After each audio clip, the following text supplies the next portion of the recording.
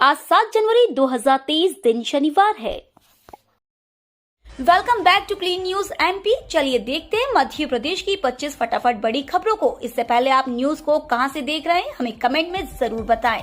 साथ ही वीडियो को लाइक करना बिल्कुल ना भूलें। प्रदेश के शासकीय चिकित्सा महाविद्यालयों में होगी फिजियोथेरेपी की पढ़ाई। प्रदेश के सभी मेडिकल कॉलेज में फिजियोथेरेपी की पढ़ाई कराई जाएगी। इसे लेकर चिकित्सा शिक्षा विभाग ने तैयारियां शुरू कर दी हैं। विभाग ने निर्णय लिया है कि शैक्षणिक सत्र 2023-24 से मध्य प्रदेश के चिकित्सा महाविद्यालयों में बीपीटी का पाठ्यक्रम प्रारंभ किया जाएगा। इसकी शुरुआत राजधानी भोपाल के गांधी मेडिकल कॉलेज से की जाएगी। चिकित्सा शिक्षा मंत्रालय ने यह निर्णय मध्य प्रदेश भाजपा के चिकित्सा प्रकोष्ठ के ज्ञापन के संबंध में लिया है।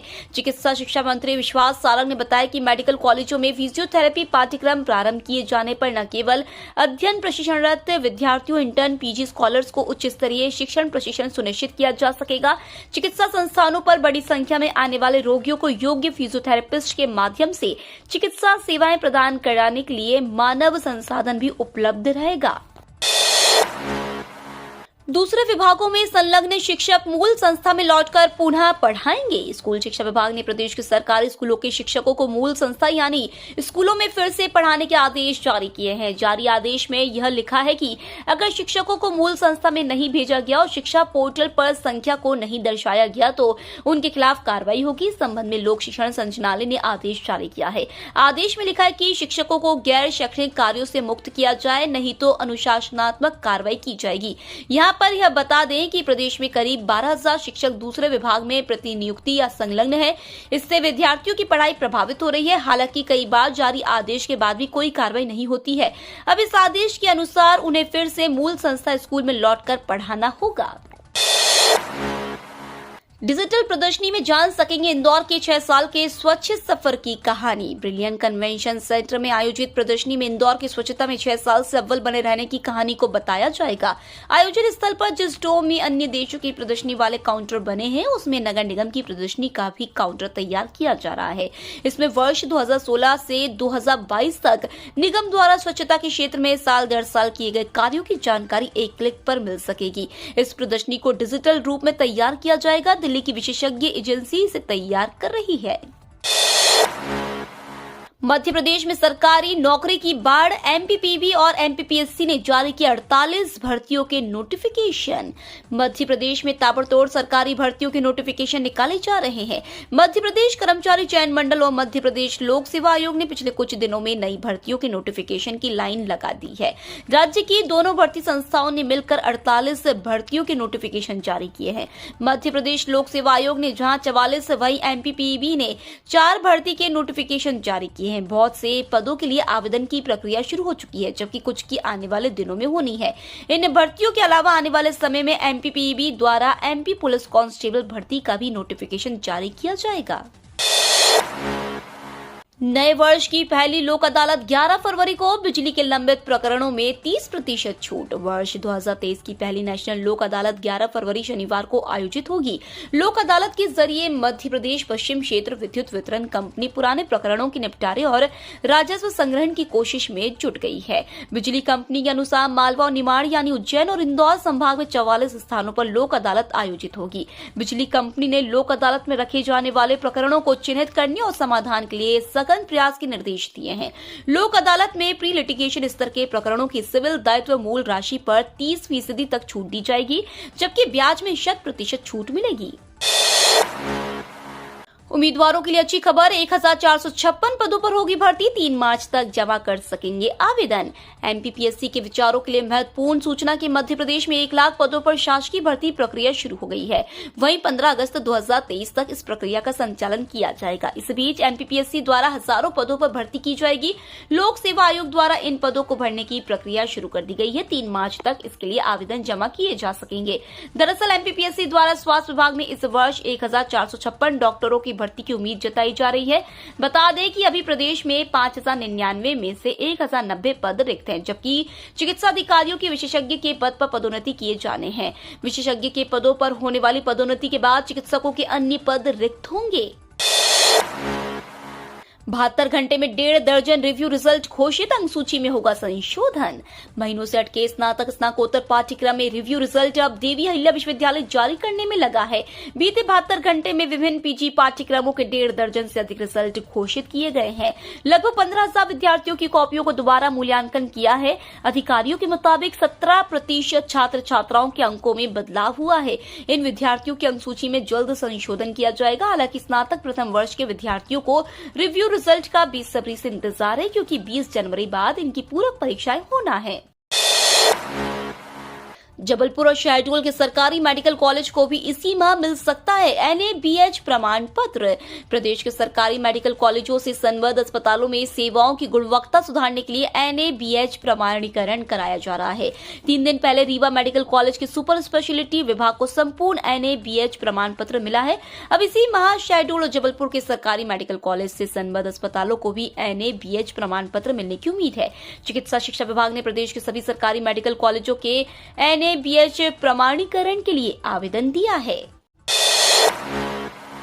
MPRRDA ग्राम पंचायतों में प्लास्टिक कचरे से बनाएगा सड़कें। जिला पंचायत भोपाल की ग्राम पंचायतों में अब प्लास्टिक कचरे का उपयोग सड़क बनाने के लिए किया जाएगा। इसके लिए जिला पंचायत कार्यालय में शुक्रवार को मध्य प्रदेश ग्रामीण सड़क विकास प्राधिकरण एवं जिला पंचायत भोपाल और समर्थन CLF के मध्य अनुबंध हुआ है।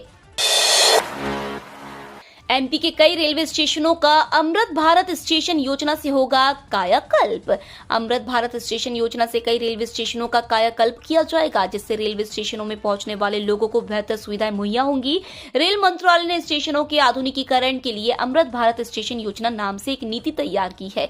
योजना के अंतर्गत झांसी मंडल के 15 स्टेशनों का चयन हुआ है, जिसमें मध्य प्रदेश के भी कई रेलवे स्टेशन शामिल है। चयनित स्टेशनों में मध्य प्रदेश के डबरा, दतिया, मुरैना, टीकमगढ़, महाराजा, छत्रसाल, छतरपुर और भिंड रेलवे स्टेशन भी शामिल है, जिनका भी अमृत भारत स्टेशन योजना के माध्यम से कायाकल्प किया जाएगा। योजना के तहत इन स्टेशनों को आधुनिक बनाने के साथ ही यात्रियों को बेहतर खाने की व्यवस्था रहेगी। इसके साथ ही वेटिंग हॉल को भी बेहतर किया जाएगा। शौचालय को भी सुव्यवस्थित किया जाएगा। इन स्टेशनों में पहुंचने वाले यात्रियों के लिए बेहतर फर्नीचर भी बैठने के लिए मुहैया कराया जाएगा। मध्य प्रदेश में वेतन, पेंशन और ब्याज पर खर्च हो रहा है 48% बजट। प्रदेश सरकार का स्थापना व्यय लगातार बढ़ता जा रहा है। कुल बजट का 48% हिस्सा केवल वेतन भत्ते, पेंशन और ब्याज अदायगी पर खर्च हो रहा है। अकेले वेतन भत्ते को देखें तो वित्तीय वर्ष की समाप्ति तक 50,000 करोड़ रुपए से अधिक इस पर व्यय होंगे, जो बजट का 26.47% होता है। वहीं पेंशन पर बजट का लगभग 10% और ब्याज भुगतान पर 11.36% व्यय अनुमानित है। आगामी वित्तीय वर्ष में यह व्यय और बढ़ेगा, क्योंकि सरकार रिक्त पदों पर भर्तियां करने जा रही है। उम्मीदवारों के लिए बड़ी खबर, NTA ने जारी किया महत्वपूर्ण नोटिस। आयु सीमा संशोधित, 17 जनवरी तक होंगे आवेदन। नेशनल टेस्टिंग एजेंसी द्वारा महत्वपूर्ण सूचना जारी की गई है, जिसके तहत GRF की अधिकतम आयु सीमा को संशोधित किया गया है। इसके लिए अधिसूचना जारी कर दी गई है। ऐसे में वैसे उम्मीदवार जो भी इस परीक्षा में शामिल होना चाहते हैं, UGC की आधिकारिक वेबसाइट पर जाकर चेक कर सकते हैं। हालांकि इस सुविधा के लिए यहाँ पर नोटिस उपलब्ध कराई जा रही है। उपहार के रूप में 70 देशों तक पहुंचेगी प्रदेश की संस्कृति। प्रवासी भारतीय सम्मेलन में आने वाले मेहमानों का स्वागत भारतीय परंपरा के अनुसार करने के साथ ही उनके सत्कार के लिए कई इंतजाम किए जा रहे हैं। मेहमानों में मन में इंदौर की यादें चिरस्थायी रहे, इसके लिए खास तरह से तैयार किए गए उपहार दिए जाएंगे। मध्य प्रदेश की संस्कृति इन उपहारों के रूप में दुनिया के 70 देशों तक पहुंचेगी। इनमें देवास के बांस से बने बॉक्स और उसमें रखा जूट सिल्क का अंगवस्त्र खास होगा। इसके अलावा ऑर्गेनिक गुड़ पाउडर, समिट की जानकारी का फोल्डर, मुख्यमंत्री का पौधारोपण अभियान और इंदौर की स्वच्छता की कहानी कहता प्रपत्र रखा जाएगा। यह सभी वस्तुएं जूट से तैयार किए गए बैग में सलीके से रखकर मेहमानों को दी जाएगी। मध्य प्रदेश सरकार देगी वृक्षवीर और वृक्ष वीरांगना पुरस्कार, CM शिवराज की घोषणा। मुख्यमंत्री शिवराज सिंह चौहान ने कल भोपाल के स्मार्ट सिटी पार्क में वाटर विजन 2047 में सम्मिलित होने आए केंद्रीय जल शक्ति मंत्री गजेंद्र सिंह शेखावत, प्रहलाद पटेल और विभिन्न राज्यों के जल मंत्रियों के साथ पौधारोपण किया। इस अवसर पर उन्होंने कहा कि यह स्थान सदैव वाटर विजन के संकल्पों की याद दिलाता रहेगा, इसलिए हमने इस स्थान को वाटर विजन पार्क नाम दिया है। CM ने कहा कि यह उद्यान और कल का पौधारोपण नागरिकों को पर्यावरण की रक्षा के लिए कार्य करने की प्रेरणा दिए। इसी के साथ मुख्यमंत्री ने घोषणा की कि मध्य प्रदेश में वृक्ष वीर और वृक्ष वीरांगना पुरस्कार भी दिए जाएंगे। पर्यावरण की रक्षा के लिए कार्य करने वालों को प्रोत्साहित किया जाएगा। केंद्र सरकार फ्री में देगी डीटीएच, योजना को मिली मंजूरी। नए साल के अवसर पर केंद्र सरकार ने कई योजनाओं को हरी झंडी दिखाई है, जिसका लाभ आम जन को मिलेगा। सरकार द्वारा राशन तो मुफ्त में मिल ही रहा है, लेकिन अब एंटरटेनमेंट भी मुफ्त में उपलब्ध हो सकेगा। हाल ही में कैबिनेट ने ब्रॉडकास्ट इंफ्रास्ट्रक्चर नेटवर्क डेवलपमेंट योजना को मंजूरी दे दी है। इस योजना के तहत नागरिकों को फ्री में डीटीएच देगी। इसकी लागत 2,539 करोड़ रुपए। स्कीम को साल 2021-22 से साल 2025-26 तक के लिए जारी किया गया है। टैक्स पेयर्स को सौगात, इनकम टैक्स छूट की सीमा को बढ़ाकर 5 लाख रुपए कर सकती है वित्त मंत्री निर्मला सीतारमण। 1 फरवरी 2023 को वित्त मंत्री निर्मला सीतारमण बजट पेश करेंगी। ये बजट वो उस समय पेश कर रही हैं जब हर आदमी महंगाई की बोझ तले दबा है। खास तौर से वेतनभोगी जो महंगाई से तो परेशान है ही, साथ में उसके लिए कर्ज भी महंगा हो चुका है। महंगाई के साथ साथ महंगी ईएमआई लोगों के जेब पर डाका डाल रही है। उस पर से भारी भरकम टैक्स का बोझ। ऐसे में सवाल उठता है कि क्या वित्त मंत्री महंगाई से राहत देने और लोगों पर टैक्स के बोझ को घटाने के लिए कोई बड़ा कदम उठाएगी। वित्त मंत्री आने वाले बजट में इनकम टैक्स छूट की सीमा को 2.5 लाख रुपए से बढ़ाकर 5 लाख रुपए करेगी। बंधन बैंक ने बढ़ाया एफडी रेट्स, अब 8% ब्याज के साथ मिलेगा अधिक पैसा। प्राइवेट सेक्टर बैंकों में से एक बंधन बैंक ने 2 करोड़ से कम की फिक्स डिपॉजिट पर इंटरेस्ट रेट्स में बढ़ोतरी की है।